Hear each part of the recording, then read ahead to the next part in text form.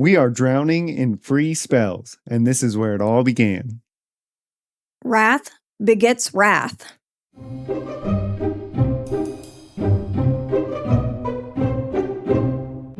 Welcome to MTG Unraveled, where we each choose a magic card and over-explain it to distract you from your current hyperfixation. I'm Rafa. And I'm Ryan. And today we are going to talk about cards we wish were never printed. They shouldn't exist. I don't know what you were doing, WotC. We don't want to see them. We don't want to play them. We don't want to play against them. Get them out of here. Let's go ahead and start with yours. For mine, we have 4 and a blue. It's an instant, and it's an uncommon from Nemesis, which was printed all the way back in 2000. I can't even think of a 4 and a blue instant. That's okay. Let me give you the text box and see if you can think of what this card is. If an opponent controls a forest and you control an island, you may play this card without paying its mana cost. Put target creature on top of its owner's library. Oh my gosh. What is the name of this card? Yeah, you run this card. It's in Paco. Oh.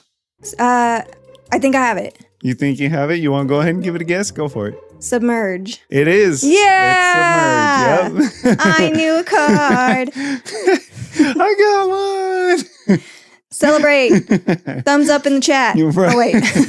We're not live. Nope. I'll just start right off the bat with why I wish this card was never printed. Yeah, and seriously. It's not your card in particular. It's not because you play this card that I'm like, I wish this card was never printed. Let me explain. This card is so simple. What could be the problem with this card? I'll tell you what the problem is. This is a 1 of 4 cards in a cycle. Sorry, Red, you didn't get one in this cycle. That were the first ever instant speed free-to-play cards from your hand. Every card that can be played from your hand without mana adds a dimension to this game that I think is unnecessary. It just adds another layer in the back of my mind that goes, what if they have this spell? What if they have this spell? When they have no mana untapped and still have cards in their hand. You telling me that you wish Fierce Guardianship didn't exist? I do. I also wish Force of Will didn't exist. An opinion. It is an opinion. I know it's a hot take. I'm fine with sorcery speed free spells from your hand because then you either have to have another card that enables you to play it whenever, or you can only do that on your turn. That seems fine to me. Like, do whatever you want on your turn. But if you tap out, that should have higher implications. It would if free spells at instant speed were never a thing. It would have a higher cost to tap out. Mm-hmm. That's fine. We can disagree. I'm all for it. Here's the thing. So I'm also fine with like cards that change the game and make things more instant speed. Like there was a card printed before this cycle of cards called Unwritten, which is the card that allows any player at any time to cast creatures with mana value 3 or less for free from their hand without paying their mana. So like that card's fine because that card goes on the stack and everyone knows the game is changing. What an Unlearned spell. That's good. That card's fine to me though, because that card goes on the stack. Everyone knows the game is changing in that way. Everyone goes, okay, this spell resolves. We all know that creatures are coming down whenever we want without paying our mana if they're 3 or less. What happened with this cycle of cards is that we went from, if you're tapped out and it's my turn, there's nothing happening. Now, with this cycle, it was the start of, if you're tapped out and you have cards in your hand, I have to consider these cards. It adds a dimension that does not make healthier gameplays. It's just one more thing for me to think about. I don't know. I think that it's something that's fine. If you're in lower brackets, then you're not going to see, like if you're bracket 2, you're not going to see Fierce Guardianship or like some of the really powerful ones that you wouldn't be keeping an eye out for. Submerge only does so much. I don't think it's that impactful most of the time. Like it's not going to ruin your game plan for somebody to take away one creature and put it on top of your deck, even if it gets exiled by Paco, which is how that's used in that deck. So I think the cards like Submerge totally fine anywhere, and we already have a way to make it so you don't have to consider, well, you're tapped out, but do you have a counterspell? Do you have, super easy, powerful removal like Deadly Rollick? So you will only see those in higher brackets. And if you're playing a higher bracket game, then you already have to be on another level with like where your mind's at. That still doesn't excuse ones that aren't game changers, like Obscuring Haze, which can be a free fog when it's not your turn, or the white one, whatever that does. I don't remember. It would just be better if none of them were ever printed. And I know you're probably sitting there thinking like, hey, you play free cards. What the heck are you talking about? Yeah, I'm going to play them. They exist and they're powerful. I'm going to do it too. I wish that it was a dynamic that was never added to Magic. Hypocrite. I'm not a hypocrite. Hypocrite. No. Hypocrite. Maybe I'm alone. I don't know. I just don't think it's that much of a problem. Magic is already such a complicated game. Like, what's this one extra thing? We know it exists. Like, yeah, sure, maybe it would make it that minuscule amount easier if it had never been printed, but they're here, and it has never crossed my mind like, man, I wish this specifically wasn't around. No. So, okay, let's get on to the nitty gritties, as you say it, for this card. There's one reprint, and it's from Mystery Booster 2, The List, so it's never really been reprinted like in a set or anything. It's all one art. It's done by Mark Romanowski. Dude forgot his surfboard and he's about to drown, and I think the dude might be an elf. Not sure. He's got kind of pointy ears, but they're not like super prominent elf ears. Mm. What's this legal in? It's legal in Legacy, Vintage, Commander, and Oathbreaker, because where else are you going to play this card? Yeah. I'd be curious if there's a Legacy deck or like a Vintage deck that sideboards this. I really doubt it. I think it's too specific. It's pretty cool. It is free if you have the land that you're playing and your opponent is playing. So I don't think you'd include it in your main list, but on the sideboard, if you know you're playing against someone with forests. How much do you think the original copy of this card costs? The one from Nemesis in 2000? $5. $7.50. Pretty close. That was pretty good. How much do you think the list is? Less than that. Yeah, it's $3. Yeah. So the only time I've ever played this card is when you use it effectively against me. Yeah. As you said, it's great in Paco and Halden. It tucks a creature on top of the library for free a lot of the times, and then you get to exile it with Paco, which makes it basically like a free Swords to Plowshare. And except the opponent doesn't get a land or life or whatever. Nope. They just lose their stuff. It has backfired on me once or twice where I've done it, and then they've had like a draw spell to get it back off or whatever, but it still gets it off the board in that moment. They also had a way to draw cards, and they didn't get to draw a fresh card. They had to draw their creature back. So yeah, it still costs them even if... Yeah. And this is free 99.99% of the time, especially in Commander. Oh yeah. Like, how many games do you play where somebody, because it doesn't have to be the person you're targeting. They don't have to have a forest. As long as one of your three opponents has a forest and you have an island, you're good to go. Well, and you probably run Yavimaya in that deck too. So even if no opponents are in green, you can still make them have a forest. Nah, I do not. No? Oh, you should. You know what's crazy to me? It's only in 10% of Paco and Halden lists, even though this card, in my opinion, is like perfect for Paco and Halden. My assumption is maybe people are like, well, even if I exile it, I can't cast a creature because you can't cast a creature with Halden. Yeah. It is conditional. It's a hate piece. I personally love hate pieces that, hate on people playing a certain color, just in general. What? Why? But this card shouldn't exist. It exists. I will embrace that they exist. I wish they never existed. That makes total sense in my head. You know what deck runs this the most? CEDH decks with partner. Yeah. I don't know why, but Krark. Not just Krark Sakashima, but lots of Krark lists. But Krark and Sakashima, it's at almost 50% in that because it's free. So, well, as long as it's free, you can just keep trying until you get it, which makes sense. And then you can just try and get every creature. So I would assume a lot of Krark Sakashima just wants to run every free piece they can. Yeah. It's a board wipe. It's also in 20% of Yuriko decks. Random. Yep. Huh. I don't know. Yuriko players, what am I missing? Because she only exiles your cards, right? Or does she exile opponents? I think it's only yours. Yeah, that's what I think too. I don't know. All of you Paco and Halden players, like, I remember I found this card and I literally looked at it and I was like, this is such a niche card. It gets rid of something for a second, but they get it back unless you're exiling it somehow like you do with Paco. Yep. I thought it was like the perfect spot for it. What other decks would you really want to put it in? I can see the reason for Krark. I don't know what you Yuriko players are doing. But it's so good in Paco. The rest of you Paco players need to get on board. Yeah, for real. Get it is really good. Underboard because it's submerged. I'm on one today. That's good.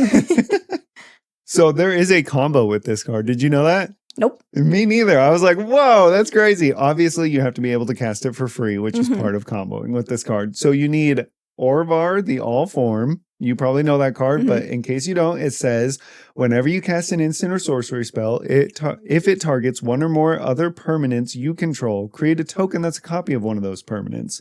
So Orvar, you're going to target your own creature. Orvar is going to make a copy of this creature. So what creature are we copying? Well, it's Venser, Shaper Savant, which says Venser, Shaper Savant, enters the battlefield, return target spell or permanent to its owner's hand. So what happens? You cast Submerge, targeting your Venser with Orvar on the battlefield too. Orvar goes, okay, cool, make a copy of Venser. Venser says, return Submerge to your hand. You then have to pick a Venser because of the legend rule. So you sacrifice a Venser. So you get infinite Magecraft, infinite casting triggers, infinite storm count, infinite leaves the battlefield, infinite enters the battlefield with these 3 cards. Yeah. I want to see someone pull it off. That is cool. Yeah.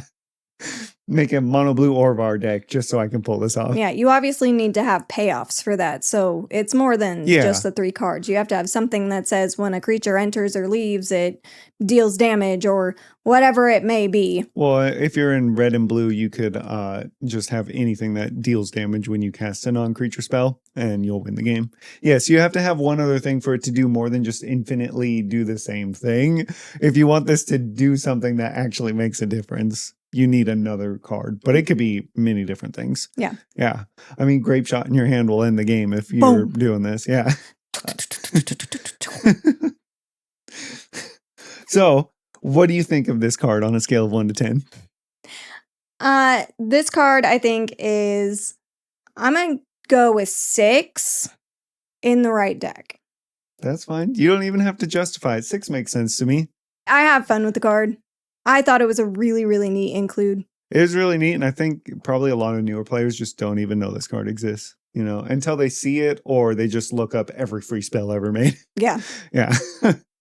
All right, what do you have for your card? Okay. My card. 3 and a white. Sorcery. It's a mythic. Originally printed in alpha. In alpha? Oh, I know this card. You don't like this card? What do you mean? Oh, you don't like this card? No. Text box. Very simple. All lands in play are destroyed. You are just trying to get every commander player to like you. That's what you're trying to do. No. This card gets me heated, and it always has. There is no other card out there that just brings out this like primal rage in me. No other card. I can deal with whatever else you're doing, at least to some level. This is the one card that I'm like, no, you can leave my table. Go. Bye. New goal. Next bracket 4 deck I build is going to have this card in it. Okay, well, the card that I'm talking about today is Armageddon. Explain the card in the game. Destroy all lands. Note, there is a included reminder text on the portal printing of the card that says this includes your lands. All lands. Everything, everyone's, every land played since turn 1 gone. Why are we restarting the game? Okay, first of all, the artifact lands that are indestructible don't go away. Okay, keep going. Sorry. There has been a ridiculous amount of reprints of this card, like more than 10 sets. I was not going to go and count them. It was most recently reprinted in Secrets of Strixhaven as a mystical archive card. Stop. We need a copy. No. Stop printing it. I don't care if it's pretty. I don't care if it's shiny. Make it go away. Why wasn't this on the reserve list? Why couldn't this be a reserve list card? Okay, I want you to justify why you don't like mass land destruction. I understand it's not a hot take, that there are a lot of people that agree with you. I just want you to justify it. I will get there. Oh, okay. All right. I'm getting ahead. Yes. Okay, there are 2 arts. The original one is Jesper Mirfors. He's come up a few times lately. Yeah, you picked him for the last card, Yeah. too. Or 2 episodes ago? I don't know. Yeah, recently. Yeah.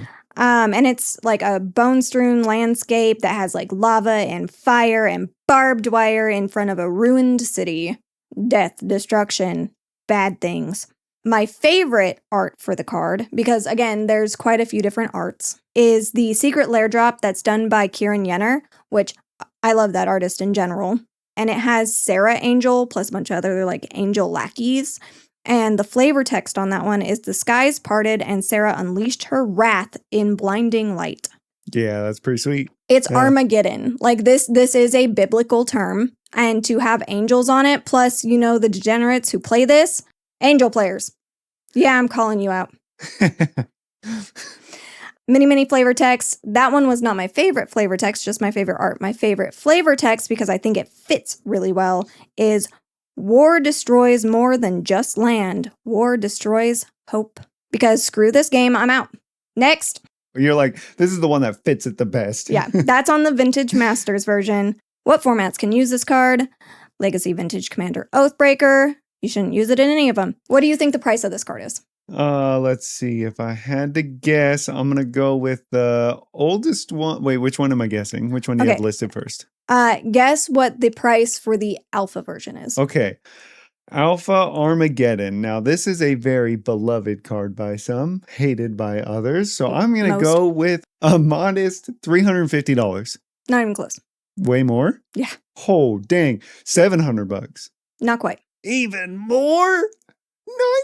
$900? The alpha version of Armageddon, obviously in like near mint condition, would go for over $1,000. Oof. Now, if you just feel the itch to be a jerk and need to get this card, what do you think the cheapest version is? I bet you can get the cheapest one for like $2. No, a little bit more than that. The cheapest version is the Secrets of Strixhaven, the non-foil Mystical Archives, and it goes for $8. It's not the prettiest card I've ever seen, but not too bad. You want to be a degenerate? The low price of $8 will get you there. Stop it. So, my experience with the card is one of our friends, who is an angel player, played this one time. I scooped. We moved on to never do it again. That's it. I have actually had a run-in with this card one time. Before that, I had heard about it, and I said, that's the dumbest thing I've ever heard. Why would you do that? Don't do it. And it is something that I make sure people know from the get-go. There's many things that I don't like, and I've talked about it before. I'm not a huge fan of Goad. You have a Goad deck. You get to play it sometimes. I'm not a huge fan of, some other stuff, but I can deal with it as long as you let me know before the game begins. I have decks that are well-equipped to handle it. I'm not restarting my game. I feel the same way if, like, we're in a game and there's multiple board wipes in general. But if it's just wiping, like, creatures, artifacts, enchantments, stuff like that, your permanents that aren't lands, fine. I can rebuild. If you're taking away my mana base, I can't rebuild. No, thank you. Besides the fact that it just makes for really unfun gameplay, in my opinion, which is my biggest detractor from mass land denial. The other part of it is so many people don't know how to play this card. Like, what are you talking about? You tap 4 mana, declare it on the stack, and ask for responses. That's all you have to do to play it. Yeah, and then nobody has anything, including you, and you restart the game, basically, and it's just a mess. That's not how you should play this card. If you really need to play this card because you hate people and you just want to be a bully. Please tell me my options, how I can play this card You correctly. cannot play this card. I play with you every time I play. You're not allowed to play. For the rest of you, if we ever end up in a game together, and you say, hey, I got Armageddon in my deck, you better have one of these options to go along with it. Okay, number 1 is a way to make your permanents indestructible, including lands, not just your non-land permanents. Make all of your permanents indestructible. That makes it a one-sided, wipe everybody else's lands, you get to keep yours. Avacyn is, yeah. Avacyn, Angel of Hope, and Soul of New Phyrexia are 2 of them. Those are a little more costly. You can do it for cheaper. Heroic Intervention. Oh yeah, Teferi's Protection would work too. Teferi's Protection, but then you gotta just get it over with. Good gravy. Well, you just tap all your lands, then cast Teferi's Protection, then cast Armageddon. I understand that, but you still have to, like, your turn's done. after Yes. that at that point. Yes. No, just get Watch it over everyone with. else suffer. Continue your game. Oh. And then there's Boros Charm that also gives your permanents indestructible. Those two are relatively cheap, and you can continue to move forward, just wipe everybody out. The other option is if you don't have a way to make your stuff indestructible, you can have ways where you can return things to the battlefield so that you're rebuilding faster than anyone else. That's still not the best option in my opinion, but it is an option.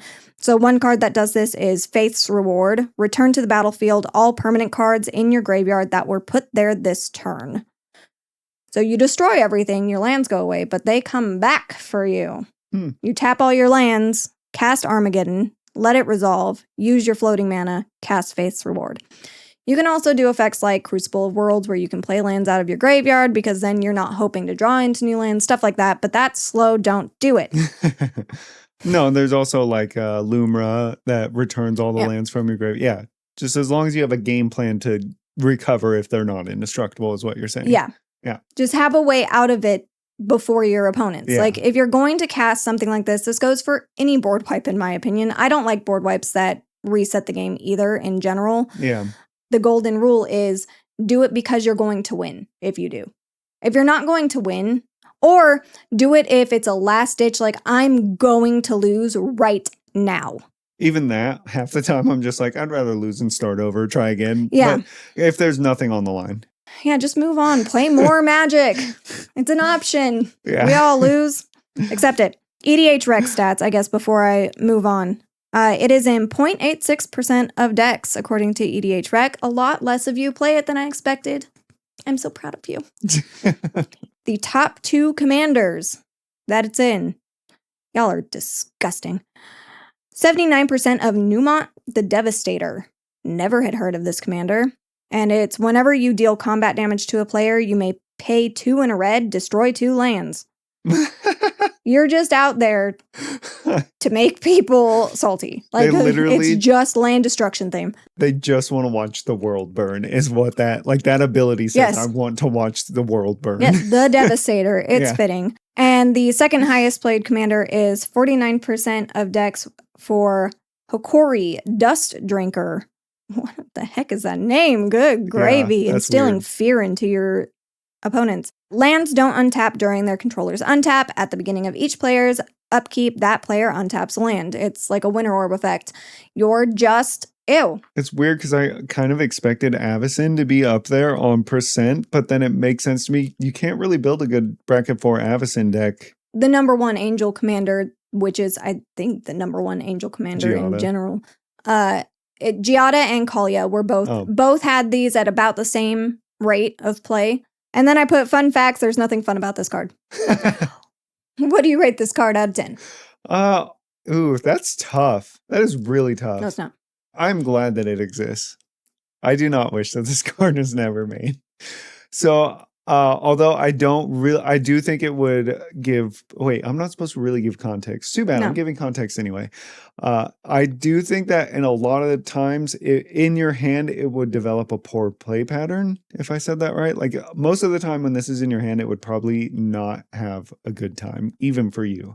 So I'm going to give this card a 4, even though I am glad it exists. And I do think that more space in this area should exist. I want to, because I don't think you're going to mention it, the 6 mana red card that brings everybody back down to 6 lands. I like that exists too. I think that mass land destruction can be healthy and good, and there are degenerate ways to do it, but that's like saying mass destruction in general can be degenerate. Yes, it can, but it is necessary. That spell is different. Yes. In my opinion, because it's not nobody has anything. Yeah. You're just making things even. That's fine. It punishes land ramp, which is 100% if I have access to it, the way I'm going to ramp because it's the least likely to get compromised. Yeah. I'm not going to be happy if that spell is cast, but I'm not going to scoop. I'm not going to be like, okay, I'm over this game, move on. This one in particular is too much. It's a 0. I have always kind of wanted to play this card, but I also, it's too much of a workaround for me. I'm a lazy Magic player, as we've established many times on this show. Do you have any honorable mentions? Something that you else that you wish was never reprinted? I had two things. One of them you actually brought to mind because I didn't even like consider this topic in this space. And you would talk to me about, oh, it's got to be SpongeBob. Just undo those versions of the card. We keep Joda. We love Joda. We get rid of SpongeBob as Joda and Gary as Toxrill. Even though I know that there's some of you who enjoy them. Good for you. Every time I think about that, it's like we're yucking someone's yum. And I understand that because I'm not a fan of SpongeBob or Gary on Magic cards either. But at the same time, some of the Magic cards that we like Princess Bride, there are probably people out there that want to play SpongeBob and are like, why is Princess Bride on a card? It's a little kid's storybook. Yeah. To clarify, the difference is I'm not going to go up to you and be super judgmental and be like, how dare you play that? Don't sit at my table. You want to play SpongeBob? Go for it. I am still allowed to hate it. The other one, I don't actually wish this doesn't exist. I hate this card. And it's one that you play. And it is Insurrection. How dare you? Yet again, why am I spending my whole game doing my thing, doing better than you because you're just messing around over there, building up my army of elves or my army of legendary creatures, and then you go, oh, thanks, and take a gift from me that I was never trying to give you. I just have one thing to say. Every card that you've had a problem with, counterspell fixes. I understand that. Okay. My card, I guess, technically counterspell fixes too, but my problem is I have to think about this has an implication for every game you play. Do you have honorable mentions? Just the IP thing was really my only thing. And I still, again, was going to acknowledge that, like, yes, I don't like some cards and I would wish them out of existence. But at the same time, there are other people who are very happy they're here and want to play them. I mean, I built a commander deck because of an outside IP, but yes, most of the time. Yeah, I don't think I have. You're like the perfect Magic player. Hate land destruction, want to play Magic Universe cards. I'm a degenerate, so... We know. Look at my shirt. Well, this brings us closer to the end of our episode, but before we leave you guys, we like to talk about something that we have been hyper-fixated about within the world of Magic or outside of it, and you have something for us today. I actually do, and it's so related to what we just talked about. And also, I just wanted to play another mini game like we did the other week. Good gravy. This one's better. This one is better. You are not going to be sweating in your seat, okay? So we've talked a lot about outside universes beyond, and literally just did right before this. We also just had The Hobbit come out while we're filming this, so it's fresh on my mind because I love The Hobbit. I know you love The Hobbit. Plenty of people love The Hobbit. So I've decided to compile a small list of IPs and ask you if you would want them to come to Magic. And if you do want them to come to Magic, tell us if you want it as a full standard legal set, just a little tiny baby set, commander decks only, all of it, or just a secret layer. Okay? So we're going to start with the first one. I'm very interested in this answer in particular. Oh, dear. Borderlands. Oh, I would like to see this come. It's not because I think it belongs. Because Borderlands is one of my favorite IPs of all time. I love those games. I have played thousands of hours of those games. Yeah. I do not want a full set of it. Anything that does not fit well within the world of Magic, I don't want a full set of. This would be great as a secret lair. I would be okay if it was secret lair commander decks, like they're doing the Hatsune Miku commander deck, or like the Warhammer ones. Yeah. I would love to have a Lilith deck. That would be sick. It could be all reskins. It could be new cards. I don't care. Okay. All right. Yeah. I wanted to ask that one first because Borderlands is one of those where I'm like, it really it doesn't quite feel right, but I would love it too. It doesn't fit. It's one of those that if you're not a Borderlands fan though, you would not like it being on a Magic card probably. Yeah. Which I could see. Okay. Next one. Halo. Why do you keep doing this to me? Yeah. Yeah. How much? Just secret, no commander decks, no nothing. Just let's get 5 or 10 Halo cards. Master not Chief. Not even a super drop necessarily. Yeah. Just 3 or 4 sets with some cool art and stuff like that. I'd be fine with it. Okay. All right. Next one. Harry Potter. Answer the question. Answer the question, Ryan. I think I've talked about it before. Harry Potter was a very big part of my childhood. I grew up with the releases of the books. I went to the midnight releases of the book at Barnes & Noble. I dressed up. I did the whole thing. We didn't know back then. Just because the author is not a good person does not change how I feel about the series. I do not actively go out and choose to buy something, but I don't choose to go out and buy a whole lot of new merch because I don't want to continue to support. So I've made a conscious effort to show that I don't support her views. I don't support the way that she thinks and the way that she acts and all of that. No, I do not want it to come to Magic because I don't want to continue to support J.K. Rowling. Okay, let me see if I can change your mind here. What if it was a secret layer drop where half of it goes to pro ally or just pro fighting for rights? That will never happen. It won't ever happen. That will never happen. I think I would be more okay with that. No, I think I actually would be okay with that because it's a big old get over it. Rowling, you need to accept people. I don't think it will ever happen, but that I would feel good about buying Harry Potter cards if that were the case. Yep. Okay, next one. This one's a weird one. Ready? Okay. Sons of Anarchy.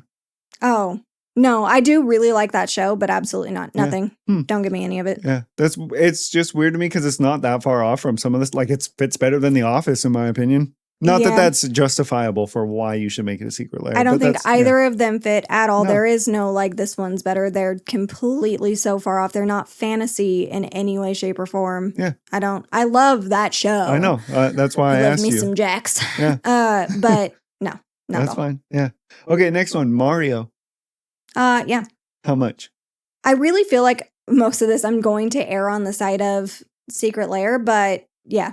It's got enough for a small set, so I was curious. I'm sure it does. I don't think it needs a set. It can be exactly like Sonic. All right. I would love a Dry Bones on a card.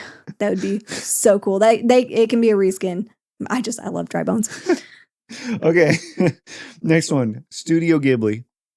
All of it, please. It doesn't need to be a full set. If it was a full set, this one I would not be upset about. Really? I'm literally wearing a soot sprite from Spirited Away in my hair right now. But it fits in with magic, huh? I mean, it has some magic elements, but it's kind of cutesy most of the time. That's why. Okay. We just went Bloomborough. That's cutesy. Okay. Yeah. It fits. Give me a set. Give me the cards. Give me every Studio Ghibli movie. Kiki's Delivery Service, Spirited Away, Princess Mononoke. Please. I wouldn't be upset with it. Just to be clear, it just doesn't quite feel like a fit to me. I think it's really hard to get permission from Studio Ghibli for stuff like this, so I don't know if it will ever happen, but I could see them really trying to do it, and we could get a lot of really cool secret layers. Mm-hmm. It's really interesting to me too because it kind of hits like that Final Fantasy. Like, how many Studio Ghibli fans are there that just want more Studio Ghibli stuff like Final Fantasy was? Yeah. Do it, please.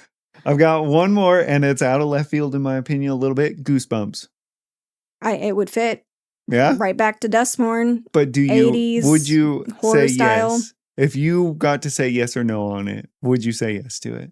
I would say yes just because I think a lot of people would enjoy it. I did not read Goosebumps. I did not care about Goosebumps. I don't think I've ever read a Goosebumps book in my entire life. I would not want it for me, but I think there are a lot of people that would enjoy it, and I think it would fit just fine. This would be a secret layer. I wouldn't even know how to read if it weren't for Goosebumps. That's Harry Potter for me. Okay, well, that was interesting. Yeah, that was the last one I had. All right, well, that was a fun one. Yeah, if you want to do it next week for me, I'm all for it. Oh, God, I have to be creative. All right. Yeah, I'm going to do that. I'm going to come up with some stuff that you'll have a hard time deciding on. And please let us know in the comments what you think about the IPs we talked about. If there's IPs that you think should be brought that might be like a yes or no for a lot of people, we're interested to hear about them from you. Yeah. But that brings us to the end of today's episode. If you would like more Magic content and other nerdy shenanigans, you can find us on TikTok at Dicentric Games. And if you'd like to share any of the quirks that Magic has hidden in their cards, join the Discord in the description. If you have questions or suggestions for the show, please leave a comment or send us an email. Let us know what you thought about the cards that we talked about today. If you think that they shouldn't exist, or if you play them and you think that we're crazy, let us know in the comments below. We'd love to hear from you guys. Thank you, everyone. Enjoy your week. Click all the buttons. Do all the things. And we will see you next time. Bye.